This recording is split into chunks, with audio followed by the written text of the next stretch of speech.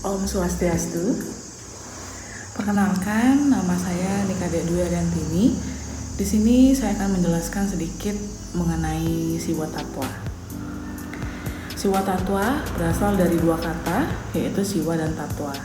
Siwa berarti nama aspek Sang Widi atau Brahman dalam fungsinya sebagai pelebur alam semesta atau nama dalam Dewa Trimurti. Sedangkan Tattwa, menurut Kamus Sanskerta Indonesia, itu diartikan sebagai kebenaran, kenyataan, dan sesungguhnya. Dengan demikian, Siwa Tattwa berarti ajaran kebenaran atau kenyataan atau sesungguhnya dari aspek Sang Widi atau Brahman dalam fungsinya sebagai pelebur alam semesta atau Siwa.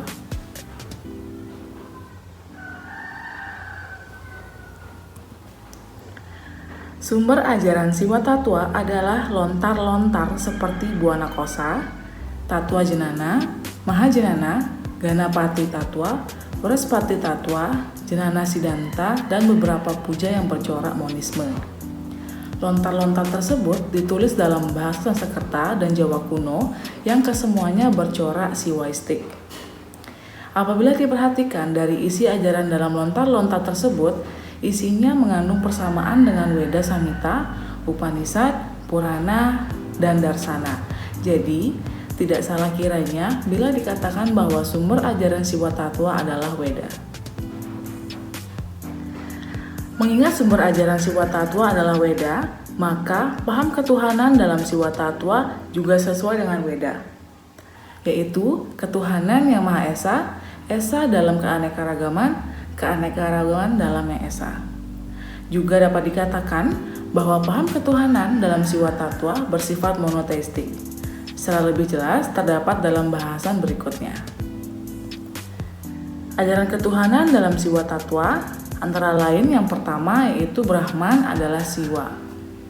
Dalam kitab-kitab Upanishad, Tuhan sebagai sumber segala yang ada, pencipta, pemelihara dan pelebur segala yang ada di dunia ini disebut dengan Brahman.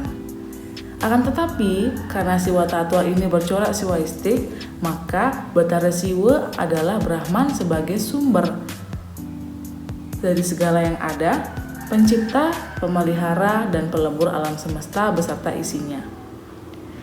Dari Batara Siwa lah munculnya wujud-wujud dewa seperti Narayana, Brahman, Wisnu, dan seterusnya. Hal ini dapat dilihat dalam Buana Kosa, Ganapati Tattwa, Jenana Siddhanta, dan lain-lain yang menguraikan tentang penciptaan alam semesta dan makhluk-makhluk hidup. Yang kedua, sifat Batara Siwa bersifat nirguna dan saguna, transenden dan imanen, yang mana mengingat Batara Siwa adalah Brahman, maka sifat-sifat Batara Siwa adalah nirguna juga saguna. Nirguna artinya tanpa sifat-sifat dan saguna adalah memiliki sifat-sifat yang bisa dikenali. Batara Siwa juga bersifat transenden dan imanen. Transenden artinya Batara Siwa di luar jangkauan pikiran dan indera manusia, sedangkan bersifat imanen artinya hadir di mana-mana, meresapi segala yang ada dan meliputi segala yang ada. Yang ketiga, Siwa adalah sumber segala yang ada, di mana alam semesta dan segala yang ada ini, makhluk hidup dan benda mati segalanya, itu berasal dari Batara Siwa. Dan pada akhirnya akan kembali pada Batara Siwa, demikian yang diajarkan dalam Siwa Tattwa. Yang keempat, Siwa adalah pencipta, pemelihara, dan pelebur alam semesta, yang mana kita bisa lebih kenal dengan kata Upeti, Stiti, dan Sarira. Bila dalam kitab-kitab Purana disebutkan bahwa tugas penciptaan alam semesta dan isinya ini diberikan kepada Brahman, memelihara kepada Dewa Wisnu, dan penyerapan kembali kepada Dewa Siwa, maka dalam Siwa Tattwa, semua tugas tersebut dilaksanakan sendiri oleh Batara Siwa sebagai Brahman. Hanya wujudnya saja sebagai Brahman, Wisnu, dan Rudra.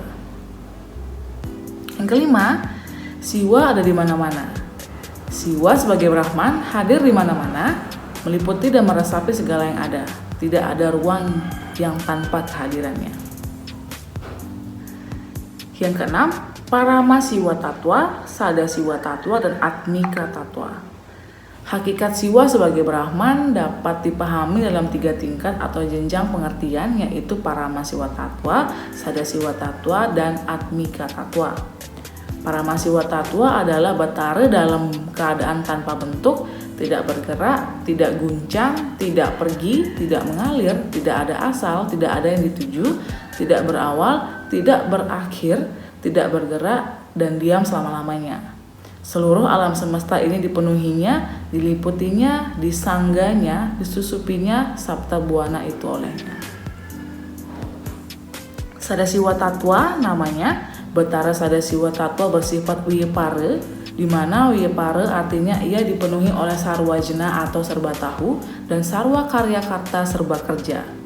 Sarwajna dan Sarwa Karya Karta adalah Padmasana sebagai tempat duduk Batara yang disebut Cadu Sakti, yaitu memiliki bagi-bagian pertama Jnana Sakti, Wibu Sakti, Prabu Sakti, dan Kriya Sakti dan sebagainya. Sedangkan Atmika Tattwa adalah kondisi ketika Batara Sadasiwa mengalami utaprota. Utaprota artinya dalam tenunan. Batara Sadasiwa Tattwa disebut uta bila menyusupi memenuhi maya tattwa seperti api yang berada dalam kayu. Walaupun demikian hakikatnya, Batara Siwa tetap sebagai kesadaran murni atau cetana. Ia laksana pertama yang dituju oleh maya tattwa, maka cahaya permata itu tidak tampak.